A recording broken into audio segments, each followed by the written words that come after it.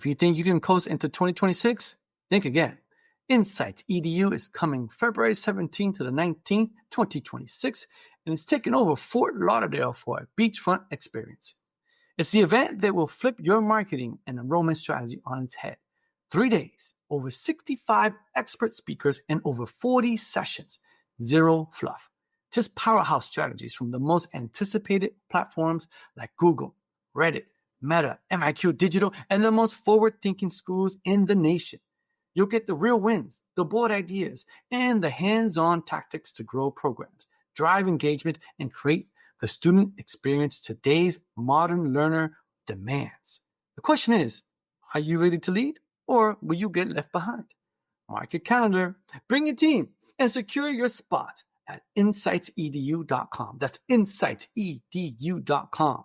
Early bird pricing ends December 15, 2025. See you in Fort Lauderdale. Support the EdUp experience for just $5.99 a month and lock in that rate for life. You'll get ad-free early access to episodes. But hurry, price goes up after December 31st, 2025. Visit edupexperience.com. That's EDUP experience.com and click support the show. Hello, everyone, and welcome back to another episode of the EdUp Experience podcast. I'm your host today, Dr. Jody Blinko. I am joined by Dr. Nick Swayne, president of North Idaho College. Welcome, Nick. Thank you for being here. Thanks, Jody. Pleasure to be here. Yeah. So tell us, for those folks who are listening who are not familiar with North Idaho College, tell us a little bit about your institution and who you serve. Sure. Well, I'd say we are probably the most beautiful campus in America. We're located in beautiful Coeur d'Alene, Idaho, right near downtown, and really right on the lake. We actually own almost a mile of lakefront beach and a mile of riverfront beach. And so we are a peninsula that kind of sticks out in the lake. It's just a beautiful campus. We serve about 4,500 what we call transfer students. So students are taking your more traditional associate's degree program or career and technical education for credit. And we serve about 6,000 to 7,000 students that are on the non-credit side, local credentialing kind of thing. So we also are home to the Area Agency on Aging. So we serve several hundred, maybe thousand adults, seniors. And then we're also home to the Head Start program for the 5 northern Idaho counties. So we serve about 260 kids in the Head Start program. Wow. That through our situation here. So that's kind of what we are. I've never traveled to that part of the country, but I will tell you, everyone says it is absolutely beautiful. So I believe you when you say probably the most beautiful campus in the country, although there might be some listeners that are saying, nope, we win on that, but you're allowed to be biased in this case. I might be biased, yeah. Well, I know we were chatting a little bit before we got started, and we were talking about there's a lot to be proud of, it sounds like, but one of the first things that you shared about the institution is the what is happening within your enrollment. And a lot of folks right now are talking about the struggles within enrollment. There's a lot happening, there's a lot of noise, but for you all, you are, as you said, really bucking the national trend with over 30% growth overall in the last 2 years on your enrollment.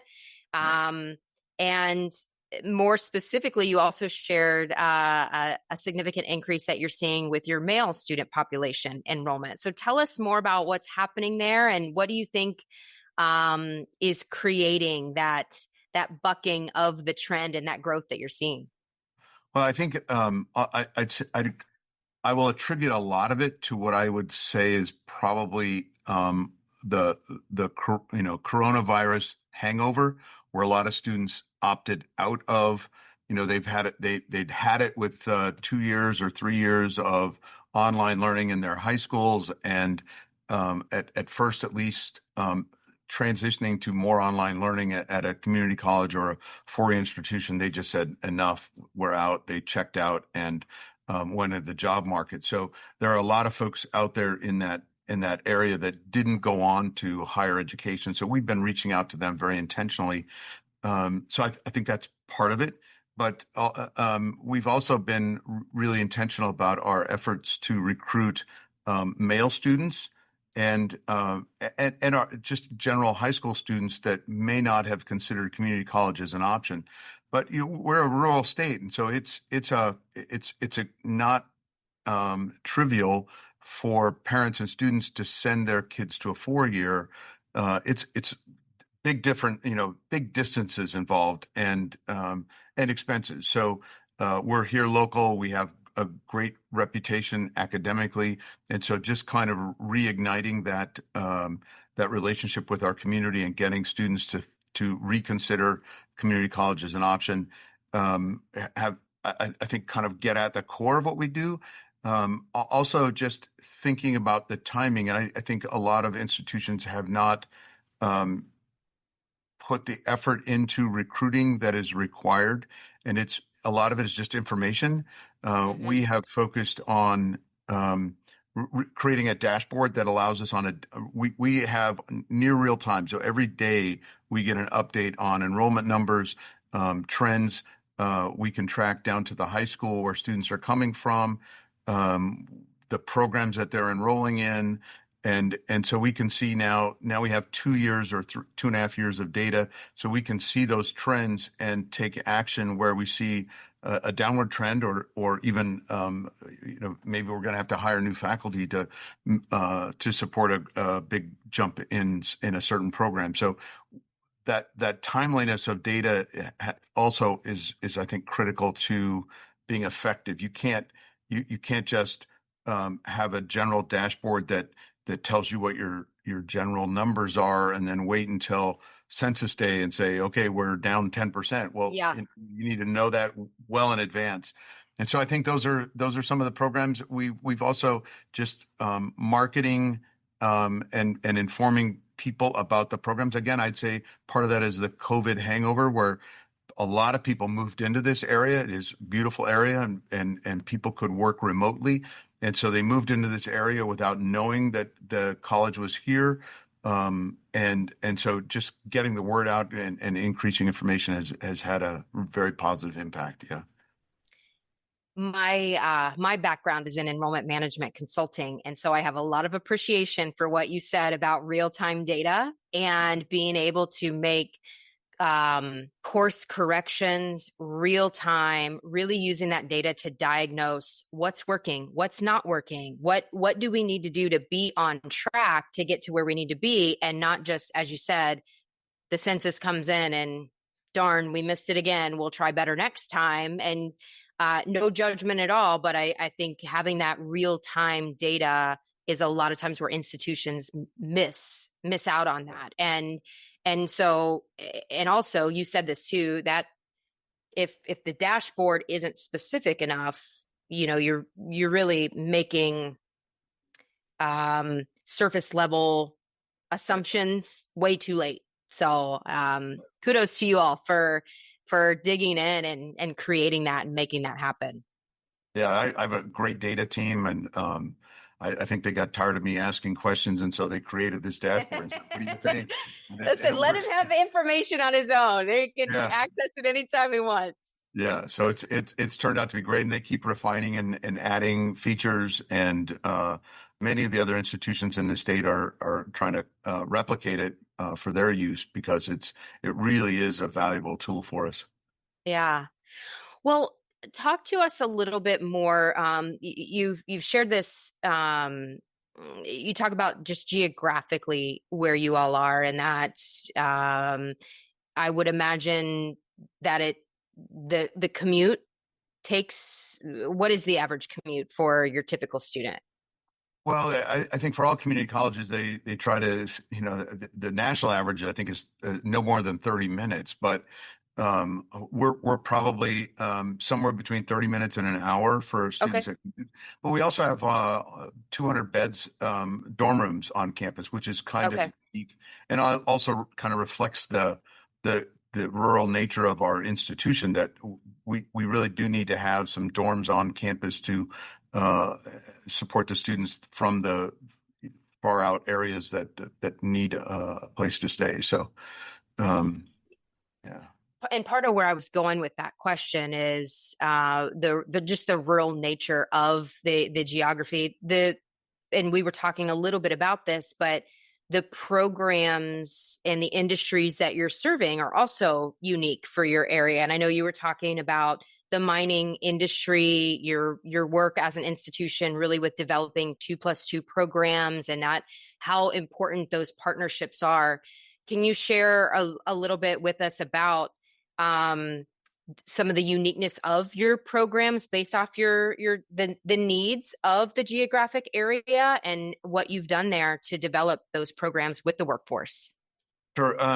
So we have unique mines here, which is kind of interesting.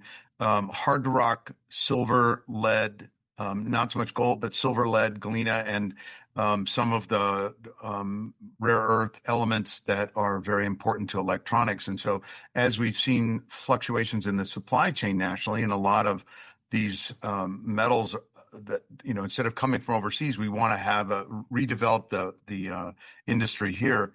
So those exist here. We call it Silver Valley, and it's they go anywhere from about a half hour to the east to a little beyond that, maybe an hour and a half away. And these mines are again hard rock, so they're digging deep into the earth, 6,000 feet deep in some cases. I think Wow. one of them goes to 7,000 feet. And it's a unique form of mining that it's not really common in the United States. The coal mining stuff back east is a lot of scraping of the surface, and here you got to go deep for the silver. And so different techniques and different uses. And so a lot of that was really tamped down by the environmental challenges.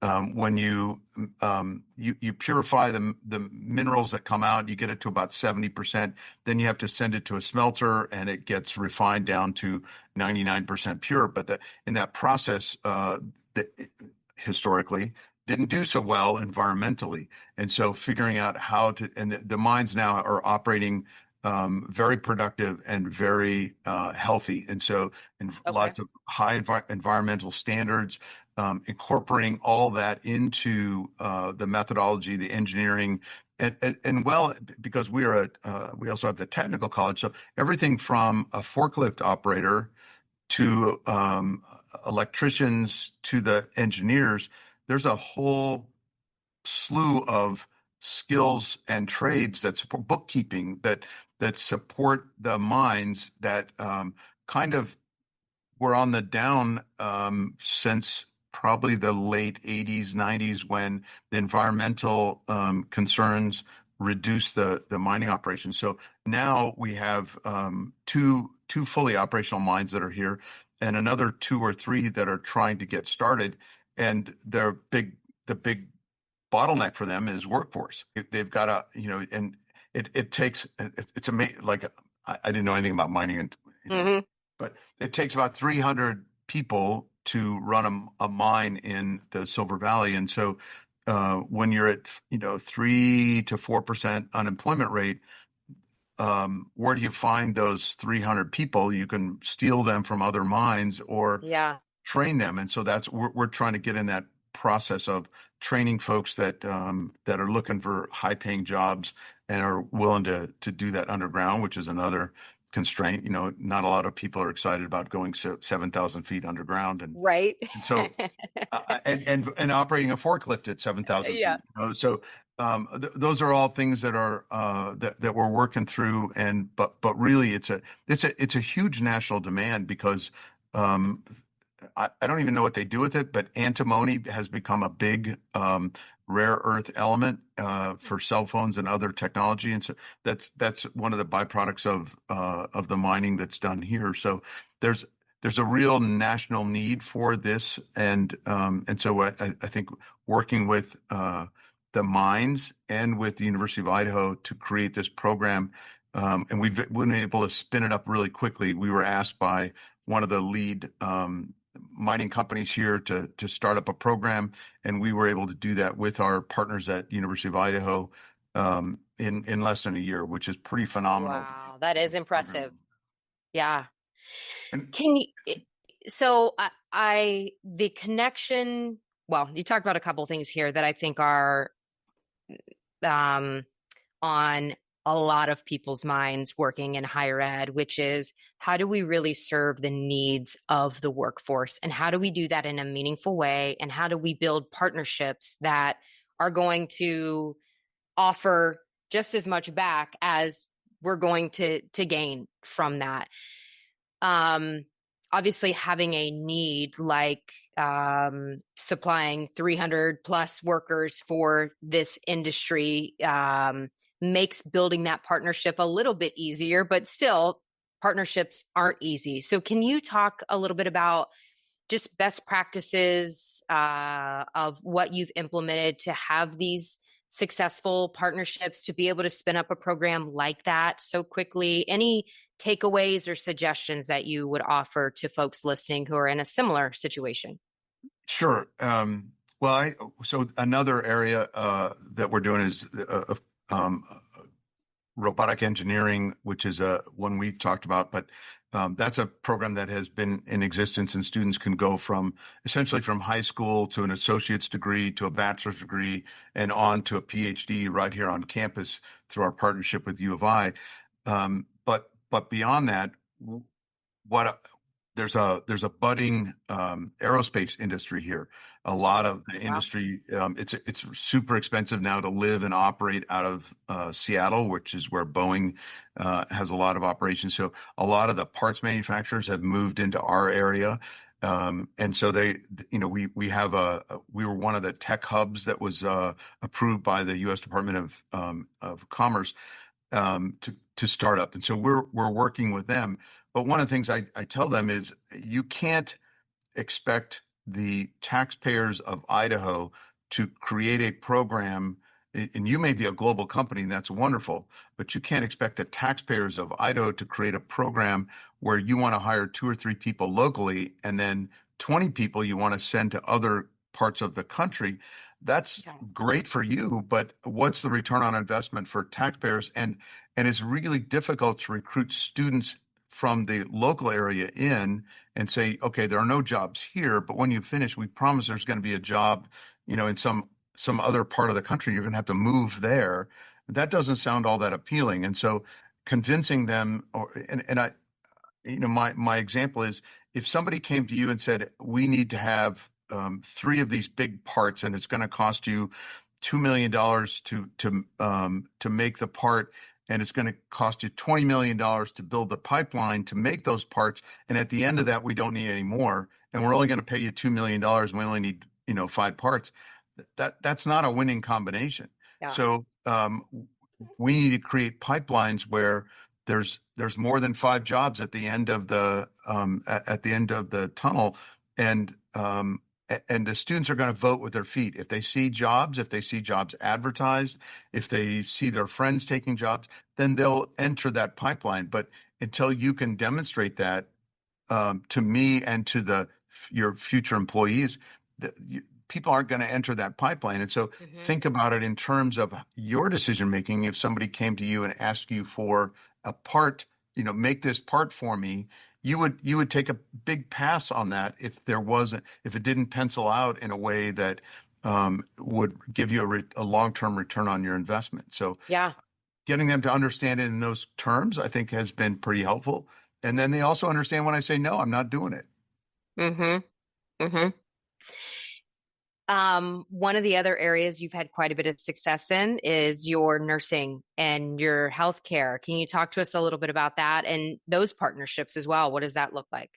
Yeah. So, I'll start by just reminding folks that when a student graduates with an RN from a community college, that's the same RN that you get when you graduate from a 4-year with a BSN. You have the same nursing skills, the same privileges and responsibilities.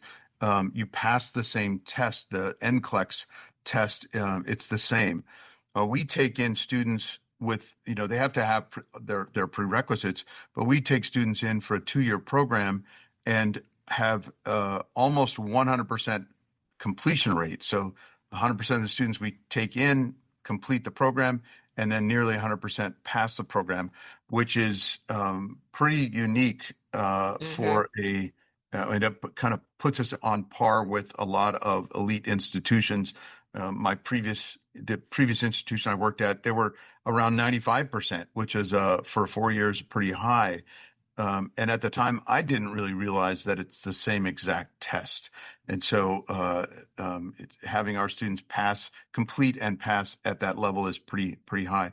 But beyond that, we have 7 different programs: medical lab technician, physical therapy, dental hygiene, about 8 total health professions that have the same kind of external accreditation. So their organizations track completion rates and pass rates on the board, national board certifications. Dental hygiene has 4 different national board certifications to pass. Wow, I didn't know that. Yeah, it's huge. So we have almost 100% completion rate and 100% pass rates on all of those board exams. In fact, our Surge Tech, dental hygiene, and radiographic technicians all had 100% pass rates and 100% completion rates this year. So those are really strong programs, and I think we're ranked number 1 in the state. Okay, big deal. There's 7 programs, but our nursing programs ranked 61st in the country. And I think all of our medical professions, if they had those kinds of rankings, would be pretty high up. And that's out of, I think there's 1,700 programs, and we're ranked 61st out of them last year. So really strong in those areas, and it's a testament to the faculty, and we have phenomenal facilities here with simulations and partnerships with our local hospitals that really make that work. I want to call this out, and correct me if I don't get these numbers completely accurate, because it goes back to what you were sharing of, hey, this really is a big deal, and it is something to be proud of, both in the state and nationally. So it's a 90% pass on the NCLEX and 100% completion rate for the program. No, it's actually about 98% for both. Wow. Okay. 98% completion rate and 98% pass rate. And that's over probably 5 years. And this past year, we were 100% and 100%. That is something to be proud of, no matter what, Dr. Swayne. Absolutely. Absolutely. Well, I want to hang out here a little bit, because I think it is relevant to the success that you're having with not only the programs that we talked about, but I would imagine just overall. Talk to us about student support and retention and efforts there that are woven into your culture. You mentioned the faculty. What else would you attribute the success, the engagement, your retention to? Attention, higher leaders. It's time to shake up your marketing and enrollment strategy. Join us at Insights EDU, February 17th to the 19th, 2026 in Fort Lauderdale, Florida, for a beachfront experience and the best higher education marketing and enrollment management conference. Early bird pricing ends December 15th, 2025. Register now at insightsedu.com. The future unbound is at Insights EDU 2026. The EdUp experience has delivered over 1,000 episodes with higher ed leaders from around the world. Now you can support the show for just $5.99 a month and lock in that rate for life when you join before December 31st, 2025. You'll enjoy ad-free early access to episodes. Go to edupexperience.com. That's EDUP experience.com. Click support the show and secure your lifetime rate today. So we've been working on, we started off just really focusing on recruiting because we were down and we needed to turn that around. And then once that started, we started focusing on retention. So we're spending a lot of effort getting them in. How do we keep them here? Mm-hmm. And so we have a retention group that meets every week. I'm a part of that group. And so I'm probably asking different questions. I mean, oftentimes faculty and staff get into the details, the real nuances, and I ask the more strategic questions, and I also commit strategic resources. So when you see a problem, I'm there and I say, okay, if that's a problem, then mentally I do the calculation, say what resources can we put behind that, and can we pay for? Does it generate enough return on investment to make it worth that investment? And so I can do that, and I commit right there. And the message that conveys to the group is that the president thinks this is important. The president is committing resources where we identify the need, and we're making immediate changes to processes and staffing if that's the issue. Yeah. And so I think that goes a long way. I mean, one of the things that you learn as a leader is that people pay attention to what the leader pays attention to. And so Mm-hmm. I think that's critical.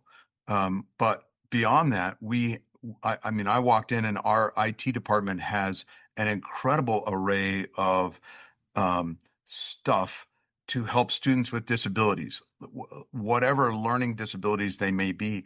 I was really blown away. I've been to several 4-year institutions, and I think we have support stuff. And I say it because it's everything from readers to visually impaired. And we don't have a huge population of students with disabilities, but we have the equipment necessary to support those in a way that I have not seen elsewhere. So that's something. And then our counseling, we've started a program, we call it the Relationship Rich Education Experience. And there's a book on that. I have it here. Felter and Lambert, Relationship Rich Education. And so our folks have said, how do we build relationships between faculty, staff, students, and students between students? How do we, that is part of what makes people stay in school, is having good, healthy relationships. So how do we do that? How do we track students, not just from a numeric, you're not just a number. How do we track students in a way that if you do poorly on a test, somebody's paying attention to that and actively pursuing you to say, I saw you did bad on this test. How can we help you? Mm-hmm. And we think there are ways that we can do that. Friday pizza parties for if you did bad on a chemistry test, we'll bring you in and give you the help you need with faculty, coaches, peer coaches, and pizza on a Friday afternoon, and work on those kinds of things. One of the other things that we started doing is having, to be honest, the faculty were kind of offended by this, meaningful assessment. Every class, you have to do a meaningful assessment before the drop ed period. And of course, they got a little bit uptight about that. And all of our assessments are meaningful. Okay, but they're not all done before the drop ed period. Yeah. So how do you do an assessment before the drop ed period that and then post it into the Canvas grade book so that we can pull that data and start looking at, okay, this student's, and one example that I know from previous experience with chemistry, if you do really poorly on one of the initial exam, it's often because of your math skills, not your chemistry, not your desire or ability to learn chemistry. You don't have the math skills. And so how do we get you into the right math course, pull you out of that chemistry course, maybe put you in a math course that gets you the math skills you need to be successful in chemistry next semester? And so you can't do that if the assessment comes after the drop ed period. And so explaining that kind of, it sounds intuitive after you talk about it, but you're right. It does. I mean, we had a lot of, particularly I'd say like in writing and poli-sci and some of those courses where there might be a midterm where it's like a written take-home midterm, you do a big essay questions, and then you do it again as a final. But there were other programs that just did not have assessments until well into the semester. And then the students, what you see is students stop showing up for class. I failed that test there's no way I'm going to recover and get a passing grade, so just don't show up. Yeah. And the problem with that long term is students don't change their major. What they do is they keep retaking that class without taking, and if the problem is they can't get through chemistry, but the real problem is they don't know the math needed to get through chemistry. So they keep filling up your chemistry courses second and third attempts. So you have to build 2 or 3 times as many chemistry courses as you really need because they don't have the math skills. And so that has a compounding effect that you have to build infrastructure to handle all those students taking it for the second or third time, when really the problem is math. And so figuring those out and really addressing that from at the right perspective, and not making it punitive, figuring out how do you do that and get the students into the right programs with the right support. Those are kind of, we're not perfect. We're not there yet. And I think also something to consider is that students come to community colleges with multiple objectives. So that some want to get their 2-year degree and then transfer. Some want to get their 2-year degree and then go into industry. Some want to just take some classes and then transfer. And some just want to take some classes so they can get promoted. So there's a whole wide range of purposes that students attend community college, where typically you go to a 4-year institution, you have one objective: get your 4-year degree. And so I think it's important for people to look at that when you look at our numbers for graduation rates and completion rates, because sometimes it doesn't convey that. The national statistics look at the students that complete your 4-year or your 2-year degree and then move on. And a lot of our students, we have a phenomenal math program. So you could take 7 courses, which get you everything you needed to transfer to an engineering program at a 4-year institution. And that's all they want to take. They just want to take those and then be able to transfer. Well, that counts as a failure for us, even though that's exactly what the student wanted to do. And so you have to keep that in mind when you're looking at 2-year statistics. And I hadn't even contemplated that until I got here and really started looking at that. And so we're trying to come up with benchmarks that are more meaningful for us. And it's difficult. How do you, it's people are skeptical when you say, we talked to the students and their goal was to take these 4 classes and then leave. Sure, that was what they were. Yeah, sure. That's what their objective is. And the students often don't know. They can't articulate it that's what they want to do, or they don't know, at least initially. And so there's just a lot of questions that we really haven't dialed in as a country. We haven't dialed into the 2-year program. So more to follow on that. Absolutely. And I think folks would probably agree. There's a lot of conversation that we could have for hours and hours about the opportunity overall for higher education in the country. So, but I want to also just reiterate, you offered so much in what you were just sharing, but you talked about the relationship rich education and the thought behind that. And what does that really mean, right? It's not just words strung together. How do we bring that to life? What does that look like for our students? And in my mind, I was, you started sharing the meaningful assessment before the drop ad, and then the pizza party. And then you also you gave the example of the chemistry and the struggle in chemistry, but the root of the learning struggle really being math. And so for me, all that kind of came together of, without this relationship rich environment, some form of it, it's really tough to address the root of the learning struggle. And similar to the enrollment data conversation that we were having, if we're misdiagnosing, so to speak, what's going on, you said, when we were talking about that chemistry math example, you end up building more infrastructure to take on more chemistry classes, but that's not really the root of the long-term problem. And what's ultimately going to have the student be successful, have the institution be successful, and not to mention what's going to keep that student psyche from feeling like I'm a failure because I can't pass chemistry. And how many times does that happen in students, no matter how old they are or where they are on their journey? That's true. Yeah. Yeah. So powerful. Well, as we are kind of wrapping things up here, Dr. Swayne, I'm curious to and you can take the response to this question wherever it feels right for you, but folks sitting in your seat, the president's seat, executive level seat, what either challenges have you struggled with in today's landscape of education sitting in this seat that our other again peers in your seat may be struggling with, and any lessons learned, thoughts, anything that you could offer that you would want to pass along? Well, I'll try. The big thing I've been focusing on lately is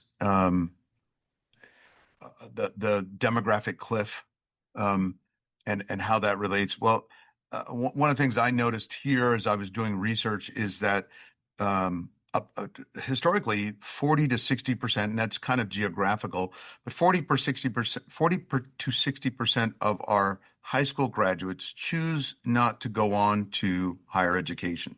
And so while folks have been talking about the demographic cliff, what I've said is we have a value proposition problem. That if 40 to 60% of we can show the data that says if you go to higher education, your earning potential goes up. It goes up a lot if you go to a 2-year. It goes up even more if you go to a 4-year. But your earning potential goes up significantly if you go on to higher education. But despite that, students are looking at the debt they have to take on, sometimes depending on their degree, there's even when they finish, they've got friends that say, well, I did this program and at the end I couldn't get a job. And so now I have the debt, but I don't have any additional earning potential. So all those programs come to mind together, I think, to say that we have a value proposition. And so we can't change the student behavior unless we change our own behavior. And so we have to think about what it is that we're doing that is causing students to opt out. And how do we change that perspective to say we can add value and we can demonstrate immediate value, and here's how we can do that for you. And I think traditionally particularly 4-year, but even 2-year institutions have been reluctant to look at it in that way. Hey, here's what we have to offer. We know it's a great program. We know it's a great deal, and you're choosing to opt out. That's on you, not on us.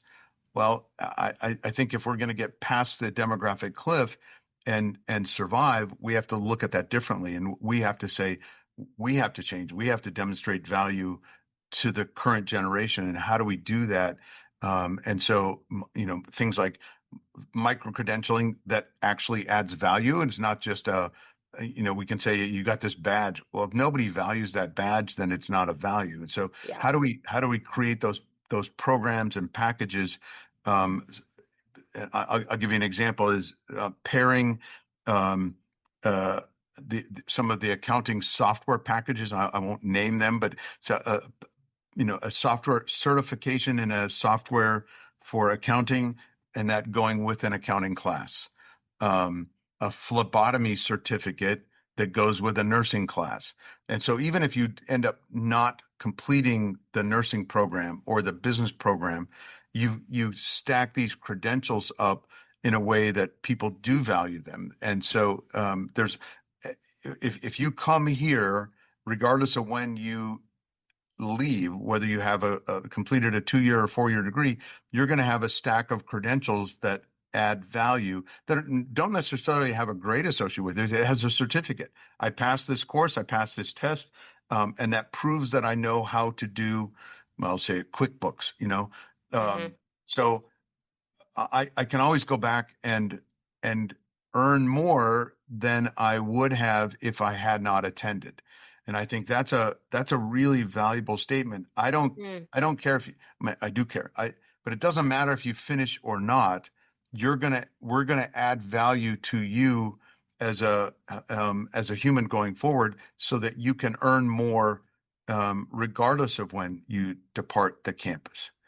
And that's kind of our current approach to things. And it's hard to tie those together. And we have the advantage of having a pretty large menu of non-credit programming, because of the nature of being a 2-year in our workforce development program. So we can pair those workforce certifications with courses that, the alignment is obvious, but the ties have never been made. And so we're working to kind of pair those things together. I feel like you just had like 3 or 4 mic drop moments in what you were just sharing. There was like when you said, in order for them to change their behavior, we have to change our behavior, and be able to shift that perspective. And then you also shared that the perspective of, I'm not going to say it verbatim the right way, so please feel free to correct me, but if they opt out, really that's our responsibility to figure out, why is that happening? What can we do? Because there's something in the way that we are conveying and tying everything together, or maybe it's our process or our messaging or support, whatever it is, that goes back to, we have to be able to shift the perspective, look at it as our responsibility, and really meet them where they are. And that's how I'm capturing the essence of what you shared. Yeah. Yep, that's great. Yep. And so powerful and so true. And I do agree that oftentimes it is viewed as, well, they just opted out and they decided not to move forward. But the last part of what you were sharing is, we want to be able to add value to your life, to you as a human being, to your existence. And even if you don't, obviously we want you to finish, but if you don't, we want to be able to have added value from your time with us. Right. Well, Dr. Swayne, thank you again for sharing, for helping us learn more about your institution and your programs and the work that you're doing. As you said, at the most beautiful campus in the United States, in the country. We appreciate your time, appreciate your wisdom, passing along those thoughts and best practices. Thank you all for listening to this episode of the EdUp Experience. Again, our guest, Dr. Nick Swayne, president of North Idaho College. I am your host on today's episode, Dr. Jody Blinko. It's been a pleasure. We look forward to having you circle back and listen to the next episode. Until then, you've been EdUp. Mark your calendars now for February 17th to the 19th, 2026. Because if you miss this, you'll be playing catch up all year. This is the future unbound, and the most important higher ed marketing and enrollment management conference of 2026. Insights EDU is taking over Fort Lauderdale, where Google, Meta, Reddit, MIQ Digital, and top institutions nationwide will pull back the curtain on what's next. Are you ready to adapt or be left behind? Insights EDU 2026 is where leaders become game changers. Register now at insightsedu.com. That's insightsedu.com. Early bird pricing ends December 15th, 2025. EdUp Experience has brought you powerful conversations with more than 400 college presidents and higher ed leaders, over 1,000 episodes and counting. Now, we're inviting you to join us in shaping the future of higher ed podcasting. For just $5.99 a month, you lock in that rate for life, but only if you sign up before December 31st, 2025. As a supporter, you'll get ad-free early access to episodes. Prices go up after December 31st, but your rate never will. Visit edupexperience.com. That's EDUP experience.com. Click support the show and join our community today.